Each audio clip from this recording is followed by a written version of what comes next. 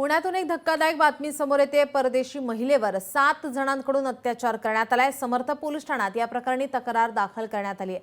पोलिसांकडून आता 7 जणांना अटक करण्यात आली आहे। पुण्यात धक्कादायक घटना उघडकीस आली आहे। परदेशी महिलेवर 7 जणांनी अत्याचार केले आहेत। या प्रकरणी पोलिसांनी आता या 7 जणांना अटक केली आहे। समर्थ पोलीस ठाण्यात या प्रकरणी तक्रार दाखल करण्यात आली होती। मुख्य आरोपी शांतनु कुकडे आहे। ह्याचे बरोबर एक जे विक्टिम आहे हा गुन्ह्याची, ते मागचे 4 ते 5 वर्षापासून त्याचे रेड इंडिया फाउंडेशन जे तो एक संस्था चालवत आहे, त्याचे प्रेमायसेसमध्ये त्याच्यासोबत त्यांना राहण्यासाठी आश्रय दिला, परंतु त्याच्यामध्ये त्याचे आपसात संबंध झाले। तो त्याच्याबरोबर त्याचे मित्रमंडळी तिकडे यायचे किंवा तो विक्टिम बरोबर काही वेळी बाहेर जायची आणि त्याची मित्रमंडळी त्याच्यासोबत असायचे। काही पार्टी वगैरेवर ज्यावेळी जात होते, म्हणून वेगवेगळ्या वेळात वेगवेगळे त्याच्या मित्रमंडळीचे जे इतर त्याचे साथीदार आहे त्यांनी ते विक्टिमवर लैंगिक अत्याचार केलेला आहे। यामध्ये एकूण शांतनु कुकडे सोबत 8 जण इतर आहे। एकूण 9 आरोपी आहे। त्या 9 आरोपीमधून जे 7 आरोपी आहे ते ऑलरेडी अटक करण्यात आलेले आहे। आपले प्रतिनिधी चंद्रशेखर भांगे आपल्यासोबत जोडलेले आहेत। चंद्रशेखर, पुण्यातील ही धक्कादायक घटना आपण पाहतोय। परदेशी महिलेवर 7 जणांकडून अत्याचार करण्यात आला। आता या 7 जणांना आता अटक करण्यात आल्याची माहिती मिळते।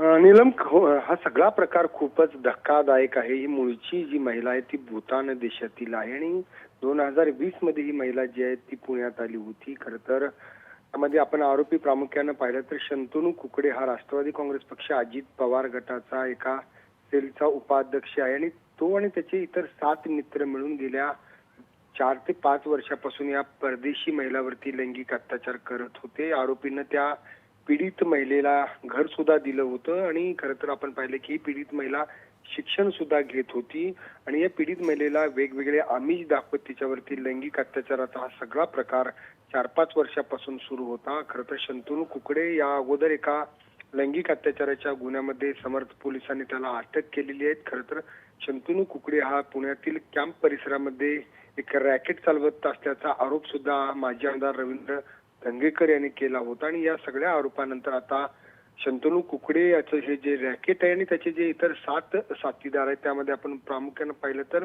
वेगवेगळ्या क्षेत्रातील सगळे आरोपी आहेत। त्यामध्ये वकील आहेत, त्याचबरोबर राजकीय पदाधिकारी आहेत आणि डीजे चालक सुद्धा या सगळ्या आरोपींमध्ये त्याचा समावेश आहे। आणि या परदेशी महिलेवरती गेल्या 4-5 वर्षाच्या अत्याचारानंतर जे ते आता वाचा फुटलेली आहे। समर्थ पोलिसांनी या प्रकरणात काल रात्री उशिरा गुन्हा दाखल केलेला आहे। नीलम जी, धन्यवाद चंद्रशेखर, आपण दिलेल्या या सविस्तर माहितीसाठी।